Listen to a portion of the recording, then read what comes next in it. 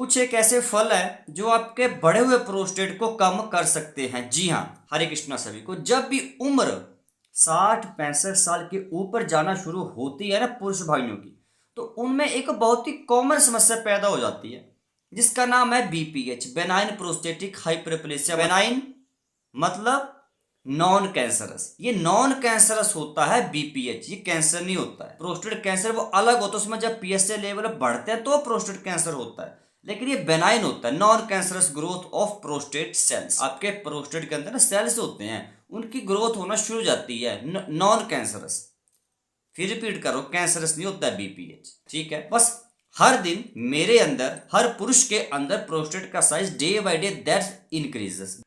एक खास उम्र के बाद, जो मैंने अभी पीछे वीडियो में बोला, 60-65 साल के बाद अचानक से इतना तेजी से इसके भार में वृद्धि होना शुरू होगी ना, मतलब अनकंट्रोल हो जाएंगे आपका इसके ऊपर कंट्रोल ही नहीं होता है। अचानक से 100 ग्राम तक भार पहुंच सकता है इसका। और इसमें जब भार बढ़ना शुरू होता है ना, तो आपको इतनी बार यूरिन पास करने के लिए जाना पड़ता है, आप तंग हो जाते हैं, आप फ्रस्ट्रेट हो जाते हैं। 5 बार 10 बार, और खासकर रात के समय ऐसी सिचुएशन पैदा होती है। दिन में आप कंट्रोल कर ही भी लेते हैं, लेकिन रात के समय आप सो नहीं पाएंगे। 20 बार 30 बार 100 बार इवन हो सकते हैं आपको यूरिन पास करने के लिए जाना। आप अगर डाइपर्स तक अगर लगाना शुरू करते हैं तो हो सकता है इन सम केसेस डाइपर्स तक लीक होना शुरू हो सकते हैं। जी हाँ, लेकिन थैंक्स टू गॉड, शुक्र है भगवान का, कुछ एक ऐसे प्राकृतिक फल हमें दिए हैं, हमें परमपिता परमेश्वर ने, जो काफी हद तक इस बीमारी से हमें राहत दिला सकते हैं। जी हाँ, लेकिन इन फलों के बारे में जानने से पहले आपको एक बात बता दूं, जो लास्ट वाला फल बताऊंगा ना, वो ब्रह्मास्त्र है। वो ब्रह्मास्त्र है जिनको भी प्रोस्टेट की बीमारी हो चुकी। तो वीडियो को लास्ट तक जरूर देखिएगा। अब यहां पर एक बात, फलों के बारे में जानने से पहले आप लोगों को पहले परहेज सुनना पड़ेंगे। ये फल तभी असर करेंगे अगर आप साथ में डाइटरी एडजस्टमेंट्स कर सकते हैं, तो अदरवाइज कोई मतलब नहीं फलों को खाने से, ठीक है। अगर आपने आज से अभी से ये डाइट प्लान इसको नोट कर लीजिए डायरी पे। वैसे आप चावल रोटी जो खाते हो वो खाते रहो, लेकिन दूध से बनी कोई भी चीज, चाय कॉफी, मैदे से बनी कोई भी चीज, ब्रेड हो गया, पेस्ट्रीज हो गया, केक, कोई भी आइटम हो गए, चॉकलेट, मोमोज, नमकीन, फास्ट फूड किसी भी तरह का 3-4 महीने खाना बंद कर दो। ये सारी चीजें बहुत ज्यादा कंट्रीब्यूट करते हैं प्रोस्टेट में सूजन होने के लिए। आपको सिंपल सा मतलब समझना है, आपको सिर्फ 3-4 महीने घर का बना खाना खाना है। जिनको भी प्रोस्टेट की बीमारी है वो चाहते हैं थोड़ा आराम पाना, कि हमें कुछ रिलीफ मिल जाए यार, तो एक काम करना, ये सारी खाने की पीने की चीजें बंद करो, तो सिर्फ आप लोगों ने घर का बना सिंपल खाना खाना है। समझ गए? ये परहेज करने पड़ेंगे मेरे भाई, तब आपको इन फलों के द्वारा या जो भी आप होम रेमेडी कर रहे हैं, ट्राई कर रहे हैं, जो मैं बता रहा हूँ, अभी बताऊंगा वीडियो में, होम रेमेडी बताऊंगा, तभी असर कर सकते हैं आपको थोड़ा, अदरवाइज नहीं असर मिलने वाले इनसे। अब बिना कुछ देरी के उन फलों के बारे में सुन लीजिए। परहेज नोट कर लिए ना? कर लीजिए। जी हाँ, अब वो पहला फल वो है पपाया, पपीता। जी हाँ, अब आप लोग सोचेंगे पपीते का क्या लेना देना है बीपीएस से, बिल्कुल समझाऊंगा। पपीता, आपको पता है कि पाचन के लिए, आपको एक बात बता दूं, अभी स्टार्टिंग में मैं आपको वही फल बताऊंगा जो अभी गर्मियों के सीजन में आप लोगों को मिलेंगे, और दबा के खाना है इनको, दबा के, बेफिक्र होकर, ठीक है। गर्मियों के हिसाब से फल बताऊंगा जो प्रोस्टेट में फायदा दे सकते हैं, वही फल बिल्कुल सस्ते वाले, दबा के गर्मियों में मिलेंगे, 4-5 महीने दबा के खाओ। सबसे पहला फल पपाया, पपीता। पपीता आपको पता है कि पाचन को दुरुस्त रखता है, कब्ज नहीं होने देता है, लेकिन प्रोस्टेट में एक बार बताओ तो इसका क्या मेन बेनिफिट है वो सुन लो। पपीते के अंदर 2 सबसे पावरफुल एंटीऑक्सीडेंट्स हैं जो प्रोस्टेट कैंसर से आपकी रक्षा कर सकते हैं और फ्री रेडिकल्स को रेगुलेट करते हैं, प्रोस्टेट के सेल्स को खराब होने से बचा सकते हैं। वो 2 एंटीऑक्सीडेंट्स कौन से हैं? एक बीटा कैरोटीन और दूसरा फ्लेवोनॉइड्स। ये दोनों ही इतने जबरदस्त है ना, मैं बताऊं कितने पावरफुल है ना यार। दोनों ही एंटीऑक्सीडेंट्स प्रोस्टेट में जो सूजन आ चुकी है, जो इन्फ्लामेशन बढ़ती ही जा रही हैं, because chronic inflammation that can also contributes to prostate enlargement. जी हाँ, उस इन्फ्लामेशन को काफी हद तक कम कर सकता है। क्या? पपीता सिंपल सा फल है, बहुत सस्ता है, बहुत सस्ता है यार ये। और एक बात बता दूं, इसमें एक एंजाइम भी होता है पपेन के नाम से, पपीते के अंदर, जो पाचन को अच्छा रखता है, जो खाएंगे पिएंगे उसको हजम करेगा। और प्रोस्टेट के मरीजों का पाचन हमेशा अच्छा रहना चाहिए, कब्ज नहीं होने से। कब्ज प्रोस्टेट का समझ लो कि बीमारी को बढ़ा सकती, कब्ज मत होने दो, पेट हमेशा अच्छा रखो, साफ रखो। एक बात, पपीता आपने खाना शुरू कर दिया आज से, है ना, बहुत सस्ता सा फल। जी हाँ। अब दूसरे फल की हम बात करेंगे। जो दूसरा फल है वो आपने कौन सा खाना है? ध्यान से इन फलों को डायरी पे नोट कर लीजिएगा, उनके जो फायदे बता रहा हूं वो भी नोट कर लीजिएगा, ठीक है। दूसरा फल, दूसरा जो फल है वो है वाटरमेलन। वाटरमेलन, ये भी आपको पता है कि सर्दियों, अभी गर्मियों में बहुत ज्यादा खाते हैं लोग, क्योंकि पानी की कमी होती है, पानी की कमी को ये पूरा करता है वाटरमेलन। क्लियर हो गया? अब ये प्रोस्टेट में क्या फायदा देगा वो आपको समझना पड़ेगा। आप हमेशा स्वाद के लिए खाते थे ना, आज आपको बीपीएच के लिए इसके बेनिफिट्स बता रहा हूं। जी हाँ, प्रोस्टेट के मरीज ध्यान से समझिए।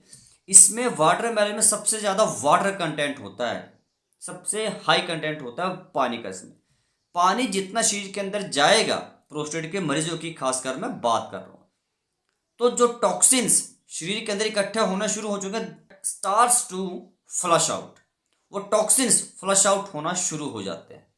जो विषैले तत्व शरीर के अंदर इकट्ठे होना शुरू हो चुके हैं। और साथ में वाटरमेलन के अंदर कुछ अमाउंट में लाइकोपीन भी होता है। और आपको पता है ना लाइकोपीन क्या है?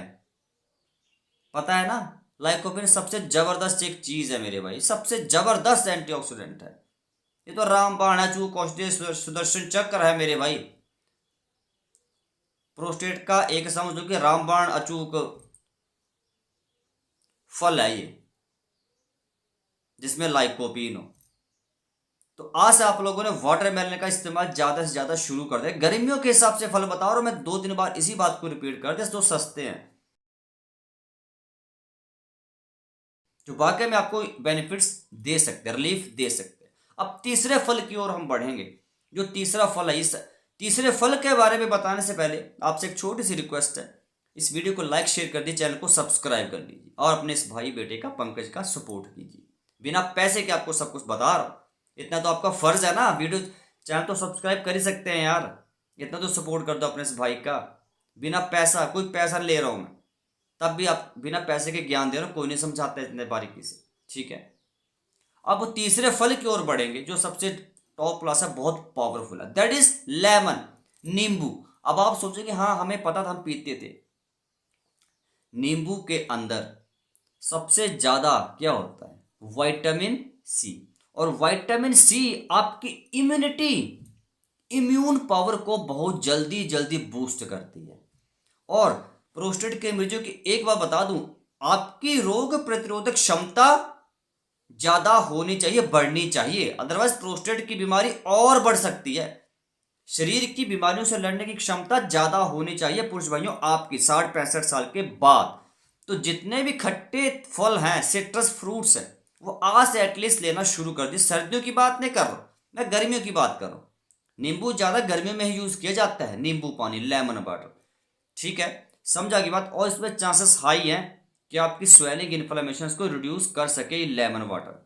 सिंपल सा मतलब है, सुबह उठिए, एक गर्म पानी का गिलास लीजिए, उसमें एक नींबू निचोड़िए, उसको पी लीजिए। तो वैसे दिन में आप पीना शुरू कर दिए एक नींबू गिलास, क्या इशू है? बहुत इफेक्टिव है यार ये फल। वो बहुत ही सस्ता है, कितने का आता है यार नींबू एक, बताओ। सारे हर हफ्ते में बदल बदल के खाना शुरू कर दो, सारे फल, कभी ये खा लो कभी वो, बस सिंपल सी बात है। चौथे फल की ओर बढ़ेंगे, वो है बेरीज। बेरीज सबसे पावरफुल, एक एक्सेलेंट सोर्स है of powerful nutrients and antioxidants. Strawberry हो गया, ब्लूबेरी, रेसबेरी, ये सब जितने तरह के, ब्लैकबेरी, ये खाना शुरू कर दो। कोई भी बेरीज खाओ, लेकिन एटलीस्ट बेरी खाना शुरू करिए।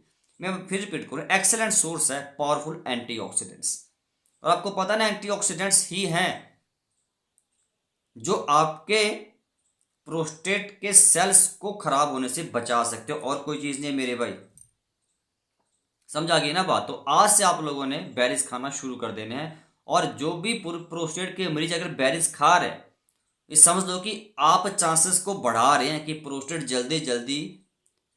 जल्दी जल्दी बाहर कम हो सकता है। ये बात दवाई लेने के साथ साथ बहुत इफेक्टिव फ्रूट्स हैं मेरे भाई।